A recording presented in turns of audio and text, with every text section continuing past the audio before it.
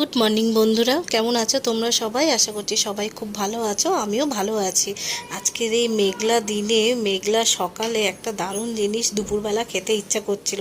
তাই জন্য ভাবলাম আমি আর যা মিলে ওই জিনিসটা করেই ফেলি। এই যে দেখো, আমরা কি করছি, বেসনটা সুন্দর করে মশলাপাতি দিয়ে ভালো করে গুলে নিচ্ছি। একটু হাত দিয়েই মাখলাম, কারণ হাত দিয়ে মাখলে একটু ভালো হয়। হাতটা পরিষ্কার করে নিয়েছি, যদিও ব্যাটারটা রেডি হয়ে গেছে। আর এই যে বেগুনি ভাজছি, আমরা বেগুনটা ভালো করে চুবিয়ে ভেজে নিচ্ছি। আর দুপুরের ভাতের সাথে ডাল ছিল, আর দুপুরের লাঞ্চটা বেশ জমে গেছে।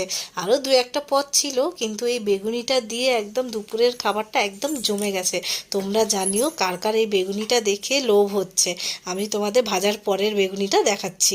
এই যে দেখো বন্ধুরা, কেমন লাগছে দেখতে, লোভ হচ্ছে তো। সত্যি বলছি, খেতে কিন্তু দারুণ হয়েছিল।